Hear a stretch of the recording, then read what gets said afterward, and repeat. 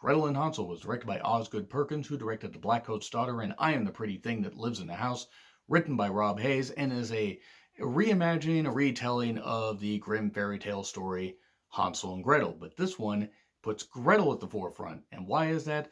Because Sophia Lillis, who is the young Beverly in It Chapter 1 and flashbacks in It Chapter 2, plays Gretel and takes a much more centralized, focus in this story. And if you don't know what the Grimm fairy tale story is, sorry, I'm going to spoil some of it. I'm not going to spoil the movie, save that for a little bit. But if you know the fairy tale, you know how this movie is going to play out.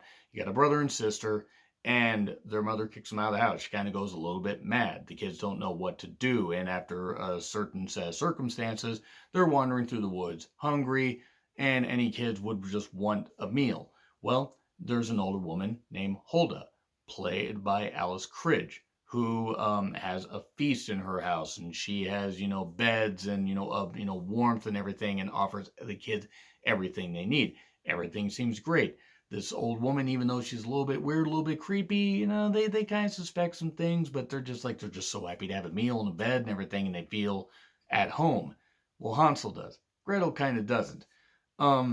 With this, there's some other, spins they try to put on some of the stuff that I'll get into here in a little bit, but they try to put almost a supernatural spin on some stuff.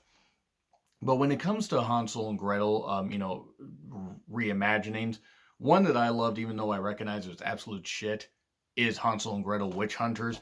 I recognize the movie's trash. It is absolute trash. I bought it for cheap, and it was worth it. It's a silly, trashy reimagining, just actiony reimagining of the Hansel and Gretel story, but still, even with all the logic loopholes, I still enjoyed the movie quite a bit. With this, it's much darker, and does have some cool cinematography. I do like the costumes. I thought the design was pretty cool. The set design, it didn't have a very basic feel, but it really did feel like it came from that time period. Not like, oh, okay, this kind of stuff and everything. It was kind of, it's like, oh, they're trying to make it look like that, but it doesn't really work. No, it really looks like, a lot of this was back in the day. And it was pretty good stuff.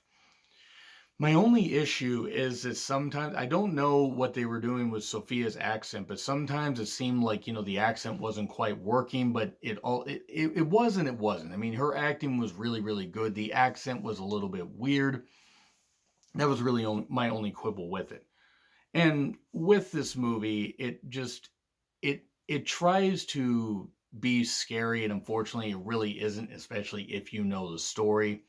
The kids kind of do some stupid stuff, but they're so happy to have this food and everything, and that's really just what it all comes down to. There's not really a whole lot of meat to this movie.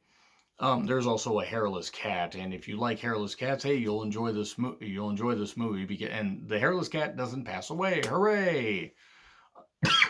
Little bit of a spoiler right there, but what I did enjoy about this was the cinematography, the set pieces, the acting was pretty goddamn good in this, even though it was, a very obvious movie. It was very obvious where it was going from the very beginning, but, everything looked cool about it. The problem is it wasn't very scary, and it was also kind of basic at the end of the day, despite all the spins that they put on it. The spins didn't necessarily work for me, though I credit them for at least trying to do something different with a film adaptation of this. So overall, it was basic. It wasn't great, but I will say I enjoyed this movie a little bit more than I expected. Still wasn't great because it wasn't scary at all. Like, I didn't jump once. I didn't find anything scary about this. I actually was kind of laughing at some of the stuff they tried to make scary. But hey, that is what it is. And also, it felt like it was told from the perspective of a child, which was kind of nice. Like, children would be horrified by some of the stuff they see about a witch that is a lot scarier than she actually is, and it's like than she seems to be. Maybe your gut instinct was correct. But anyway, I'm going to get into spoilers here. So if you don't want to hear any spoilers, you can go see the movie if you want. But anyway, 3, 2, 1, and go. Okay, so they have this supernatural element about it where they tell a story about a girl in a pink hat who's going to die, but this one enchantress takes this evilness from her, or takes this disease from her, but unfortunately kind of replaces it with her able to see the future and everything, and able to see when people are going to die, and she gets mad with power and everything, and she's sent to the woods.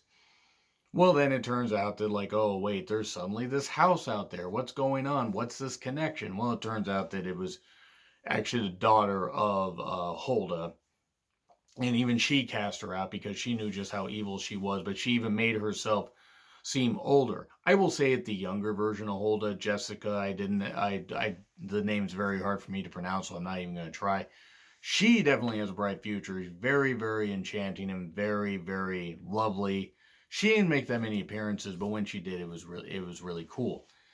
I do want to focus on Sophia's character just a little bit more, though, because again, since it was Gretel and Hansel, really did have a big focus on her, and she carried the weight of the film quite well. Now, this is a January horror release, and it really isn't anything. It's also PG-13, so PG-13 horror movie, hit and miss. I am happy to report this is a lot better than The Turning, which is another review you can check out on this channel if you really want to see me just savage a movie. But with this, there isn't a whole lot to say to it because other than, Hulda realizes that Gretel has some kind of power. She has some kind of witchy power.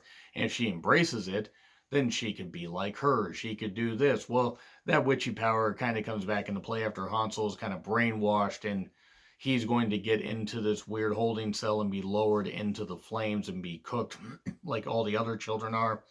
And then um of course, Gretel, who suddenly has these powers. She has this ability to control this witch's staff, hold a staff.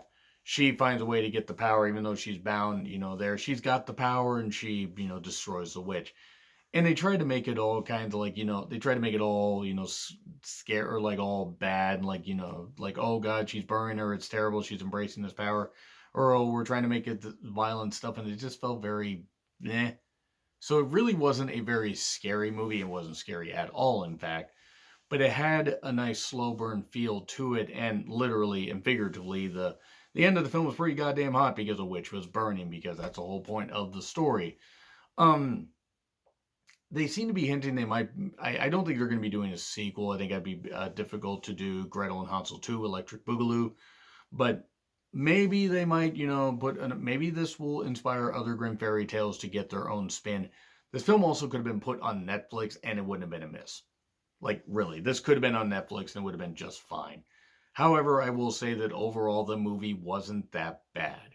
It wasn't great, and I'm not going to give it any more than, say, I'm going to give it a C minus. Now, that seems like, oh, I was praising quite a bit of it, but the thing is that it really wasn't scary. It was just kind of there. But there were some good performances and good cinematography and stuff like that. But C minus, that's really all I can do. I was going to go lower, and then the more I thought about it, I had some more positives than negatives. Excuse me. So C minus, maybe a pull above my head, but let me know what you guys think in the comments. Like, share, subscribe, Twitter handle in the description. I'm John Ritlin. I'll see you soon.